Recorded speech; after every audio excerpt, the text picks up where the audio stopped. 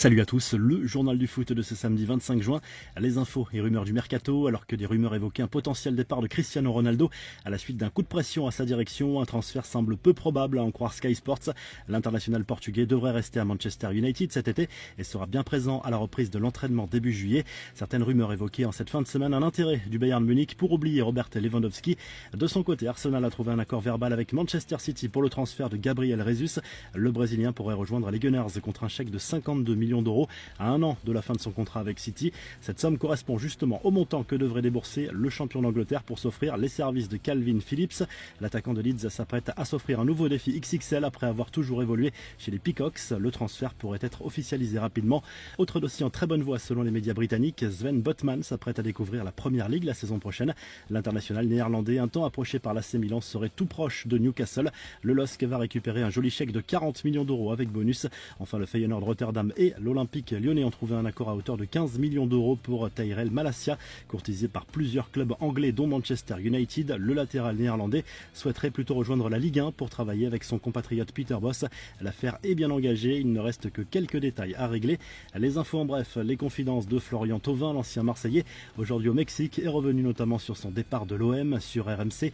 Le champion du monde a reconnu avoir traversé une sorte de dépression sur la fin de son aventure marseillaise à cause de la pression. Il en a profité aussi pour régler ses comptes avec l'ancienne direction, Jacques-Henri Hérault en tête.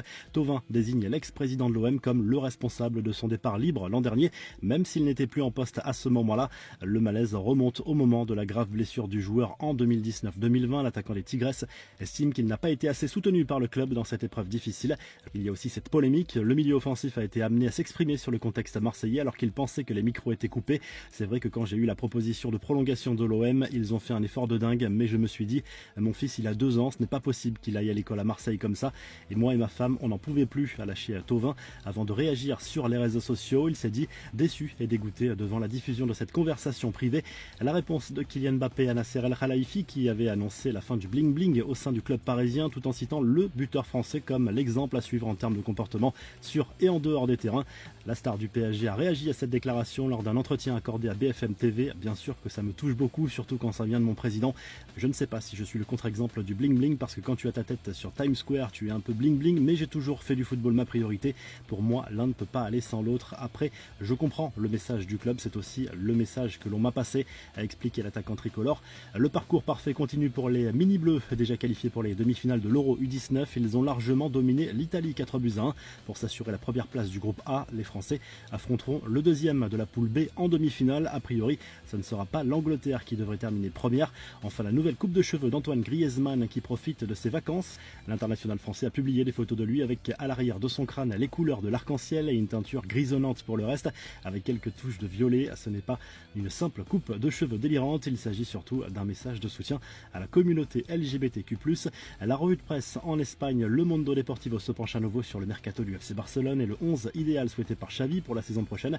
Le coach Blaugrana aimerait recruter Koundé et Azpilicueta en défense, Bernardo Silva au milieu et Lewandowski et Rafinha en attaque. Reste à savoir s'il aura les moyens d'attirer tout ce beau monde. Le journal Marca se penche de son côté sur le mercato du Real Madrid. Les dirigeants merengues ouvrent la porte au départ potentiel de Ceballos et Asensio. Invités à écouter les offres d'autres clubs cet été, les 2 joueurs sont sous contrat jusqu'en 2023 et ne recevront pas d'offre de prolongation. Et en Italie, le Corriere dello Sport décortique le calendrier de la Serie A pour la saison 2021-2022. Lors de la première journée, la Juve recevra Sassuolo, tandis que l'AC Milan, champion en titre, débutera également à domicile contre l'Udinese. De son côté, l'Inter Milan se déplacera chez le promu Lecce. Le derby de Milan aura lieu dès la 5e journée. La journée la plus rythmée sera sans doute la 13e, avec notamment un Juve Inter et un Naples Roma au programme. Si le journal du foot vous a plu, n'hésitez pas à liker la vidéo, à vous abonner pour nous retrouver très vite pour un nouveau journal du foot.